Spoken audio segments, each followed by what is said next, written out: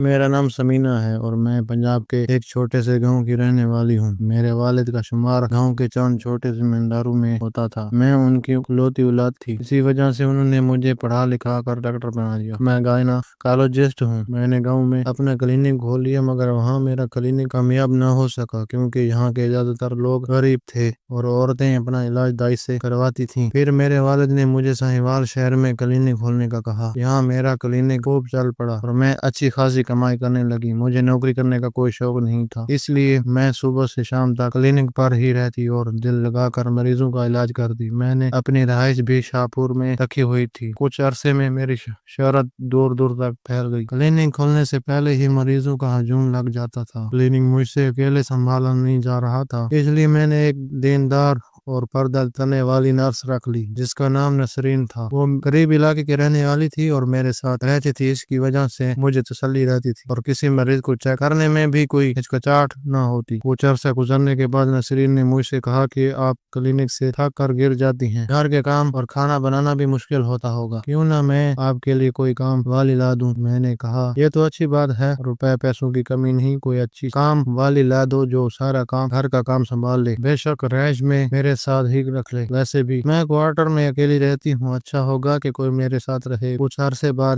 ماں باپ بھی میرے پاس آ جائیں گے تو ان کے کاموں کے لیے بھی ایک کام والی چاہیے ہوگی۔ چند دنوں میں نسرین نے میرے لیے ایک کام والی کا انتظام کر دیا جس کا نام فرحانہ تھا۔ وہ بہت خاموش اور چپ چاپ رہنے والی تھی، بس خاموشی سے کام کرتی اور کمرے میں جا کر سو جاتی۔ مجھے اس نے کبھی تنگ نہیں کیا، البتہ ہسپتال میں آنے والی ہر کیس کو بڑی دلچسپی سے سنتی تھی۔ گھر آ کر پوچھتی باجی آپ کا دن کیسا رہا، تو میں اسے سارا دن کی باتیں سنا دیتی۔ مجھے لگتا تھا کہ اس سے مریضوں کی کہانیاں سننے میں بہت دلچسپی ہے۔ ایک دن جب میں کلینک میں بیٹھی کسی کام میں مصروف تھی تو کلینک کے دروازے پر زور زور سے شور کی آوازیں آنے لگی۔ مجھے پریشانی ہوئی تو میں فوراً باہر نکلی، دیکھا تو سیکیورٹی گارڈ ایک عورت کو اندر آنے سے روک رہا تھا۔ میں نے گارڈ کو ڈانٹا تو اس نے بتایا کہ اس عورت کے پاس نہ کوئی فیس ہے نہ پرچی، وہ بس آپ سے ملنا چاہتی ہے، اور جب روکا تو لڑائی پر اتر آئی۔ میں نے کہا کوئی بات نہیں، بغیر پرچی کے اسے میرے کمرے میں آنے دو۔ وہ لوگوں سے لڑ کر تھک چکی تھی، چہرہ سرخ ہو چکا تھا مگر دیکھنے میں کسی شریف گھرانے کی لگ رہی تھی۔ بڑی سی چادر میں خود کو سر سے پاؤں تک چھپائے ہوئے تھی۔ اجازت ملتے ہی وہ میرے کمرے میں آ گئے۔ اسے دیکھ کر حیرت ہوئی کہ وہ حاملہ تھی اور خود کو بڑی مشکل سے چھپا رکھا تھا۔ میں نے اسے بٹھایا اور کہا کیا بات ہے، تم امید سے ہو پھر بھی ان لوگوں سے لڑ پڑی، تمہیں اپنے بچے کا کوئی خیال نہیں، بتاؤ تمہارا مسئلہ کیا ہے۔ میں نے غور سے اس کی طرف دیکھا تو اس کی آنکھوں کے نیچے نیل پڑے ہوئے تھے، لگتا تھا کہ وہ شدت کا نشانہ بنی رہی ہے۔ میں نے پوچھا تمہارا شوہر تمہیں مارتا ہے؟ اس نے نفی میں سر ہلایا اور بولی نہیں جی، میرا شوہر تو بہت اچھا ہے، مجھے میرے سسر نے مارا ہے۔ یہ سن کر مجھے غصہ آ گیا، دل کیا کہ ابھی پولیس بلا کر یہ کیس حوالے کر دوں تاکہ سسر کو سبق ملے، مگر اس نے ہاتھ جوڑ کر منع کر دیا۔ میں نے پوچھا کیا تمہارے شوہر کے سامنے بھی مارتا ہے؟ وہ خاموش ہو گئی، پھر وہ بولی کبھی کبھی سامنے بھی مارتا ہے مگر میرے شوہر کو لگتا ہے کہ قصور میرا ہے۔ وہ رونے لگی،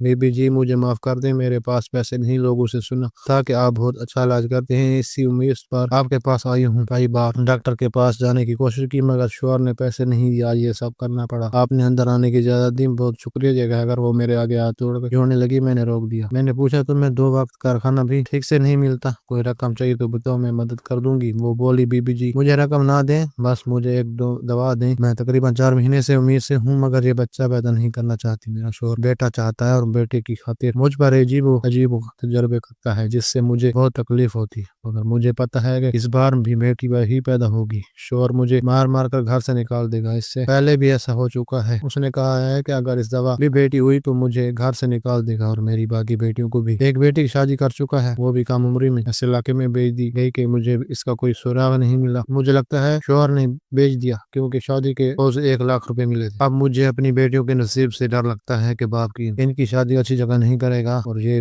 بیچاری زمانے میں رک جائیں گی۔ میں بہت پریشان ہو گئی، پوچھا تو تم اب کیا چاہتی ہو؟ وہ بولی اب میرا بچہ ختم کرنے کی دوا دے دی، مجھے پتا ہے میرے بیٹی ہی پیدا ہوگی، آپ چیک اپ کرا لیں، اگر شوہر کو پتا چلا تو کچھ بھی کر سکتا ہے۔ میں نہیں جانتی زندہ بچوں کی جان نہیں، اور اگر بیٹی ہوئی تو اس کا نہ جانے کے حشر کرے گا۔ میں نے سمجھایا کہ اس دفعہ بیٹا ہو جائے مگر وہ ضد پر اڑی رہی، اگر بیٹی ہوئی تو خود ختم کر دی اور اگر بیٹا ہوا تو رکھ لے گی۔ میں نے کہا بیٹا یا بیٹی کا پتہ 5 ماہ بعد چلتا ہے، البتہ وعدہ کرتی ہوں اگر بیٹی ہوئی تو دوا دے دوں گی، فی الحال حوصلہ رکھو، 1 مہینے بعد آنا ممکن ہے، بیٹا ہو جائے۔ میری بات سن کر وہ پوری امید ہو گئی۔ میں نے اس کی علامت پوچھی، سن کر یقین دلایا کہ بیٹا ہوگا، وہ چلی گئی۔ مگر وہ عورت کافی عرصے میرے دماغ میں گھومتی رہی۔ میں نے سیکورٹی گارڈ کو کہہ دیا کہ اگر وہ دوبارہ آئے تو فوراً اندر بھیج دینا۔ ٹھیک 1 مہینے بعد سائمہ دوبارہ آئی اور بولی آپ نے 1 مہینے کا کہا تھا، اب چیک اپ کر کے بتا دی۔ میں نے الٹرا ساؤنڈ کیا، بدقسمتی سے اس بار بھی بیٹی تھی۔ وہ منتیں کرنے لگی، پاؤں پڑ گئی کہ بچی کو ضائع کر دیں، اگر شوہر کو پتہ چلا تو مار ڈالے گا۔ میں نے بتایا کہ 5 ماہ بعد بچہ ضائع کرنا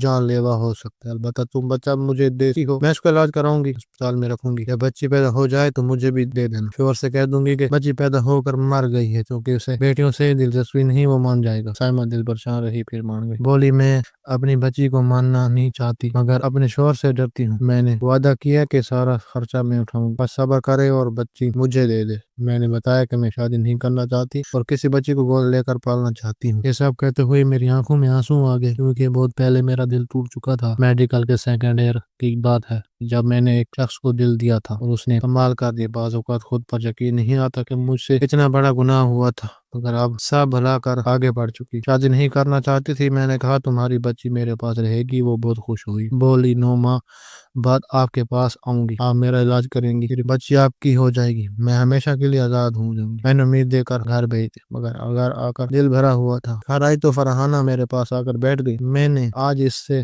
دل لگا بوجھ ہلکا کیا، بتایا کہ کیا ہوا تھا میرے ساتھ، اور آج میں نے ایک عورت کی بچی پالنے کی ذمہ داری لے لی ہے۔ میری بات سن کر وہ خوش ہوئی، پھر بولی بی بی جی حالات بہت خراب ہیں، کہیں وہ عورت دھوکہ تو نہیں دے رہی؟ میں نے یقین دلایا کہ میں نہیں، ایسی کوئی بات نہیں۔ اس نے کچھ اور چیزیں پوچھی تو میں نے بتا دی۔ اس نے مجھے امید دلائی کہ وہ بھی بچی کا بہت خیال رکھے گی۔ اب میں روز اس عورت کے بارے میں سوچتی، وقت کب گزر گیا پتہ نہیں چلا۔ وہ عورت اپنے آخری دنوں میں کلینک میں داخل ہوئی۔ اس کے شوہر نے اسپتال میں کوئی خرچہ نہیں اٹھایا تھا، سارا خرچہ میں نے اٹھایا، اسے اسپتال میں داخل کیا، بہت خیال رکھا۔ بالآخر 1 مہینے بعد جب اس نے بچی پیدا کی تو میری خوشی کی انتہا نہ رہی، مگر ابھی بچی لیبر روم میں تھی کہ سامنے نے رونا دھونا شروع کر دیا۔ خدا کے لیے بی بی جی میری بچی کو میرے سامنے مت لانا، اسے جلدی گھر بھیج دو، اگر شوہر کو پتہ چلا کہ بچی زندہ ہے تو غضب ہو جائے گا۔ میں نے نسرین کے ہاتھ بچی اپنے گھر بھیج دی۔ فرحانہ کو پہلے سے پتا تھا کہ آج بچی پیدا ہونے کا دن ہے۔ میں نے اس کے لیے کپڑے کھلونے وغیرہ خرید رکھے تھے۔ نسرین نے بچی تھما دی، 1 گھنٹے میں بچی گھر پہنچ گئی۔ مجھے بہت اطمینان تھا۔ سائمہ بھی میرا شکر ادا کرنے لگی،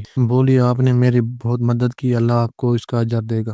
ہم باتیں کر رہی تھی کہ اس کا شوہر کمرے میں داخل ہے، اسے دیکھ کر سائمہ بہت ڈر گئی۔ میں نے شوہر کو سخت لہجے میں بتایا کہ آپ کی مردہ بچی پیدا ہوئی ہے، آپ نے بیوی کا خیال نہیں رکھا، کچھ وہ کھلایا پلایا نہیں، اسی وجہ سے بچی نہ بچ سکی۔ وہ سخت مزاج تھا، بولا اچھا وہ مردہ پیدا ہوئی ورنہ تو میں ہی مار دیتا۔ مجھے اس کی بات پر حیرت ہوئی۔ خیر وہ چلا گیا۔ سائمہ نے شکریہ ادا کیا، بولی میری بیٹی کا خیال رکھنا، میں دوبارہ نہ جانے ملوں یا نہ ملوں۔ یہ کہہ کر ڈسچارج ہو۔ میں سارا دن یہی سوچتی رہی کہ گھر جا کر بچے سے ملوں گی، اسے گلے لگاؤں گی، بہت اچھے طریقے سے پالوں گی۔ رات تقریباً 8 بجے کلینک سے نکلی تو دل زور زور سے دھڑکنے لگا۔ مجھے خدشہ تھا کہ کچھ غلط ہونے والا ہے۔ گاڑی چلا رہی تھی کہ اچانک ایک آدمی نے روکا اور بولا بی بی جی تم نے ہماری معصوم بچی کو اپنے گھر میں کیوں چھپا کر رکھا ہے؟ میں گھبرا کی، بولی کیا مطلب بچی کو چھپا رکھا ہے؟ میں ایسا کیوں کروں گی؟ نے کہا میں سب جانتا ہوں، سامنے چھپانے کی کوشش مت کرو، جان کی دھمکی دو۔ میں نے کہا میں کسی بچی کی خود سے کیوں رکھوں گی؟ میرے پاس کئی لوگ آتے ہیں، میں ان کی مدد کرتی ہوں۔ ایسے ایک عورت آئی تھی، اس نے کہا اگر بچی زندہ پیدا ہوئی تو وہ خود اپنی جان لے لے گی اور بچی کی بھی، اس لیے میں نے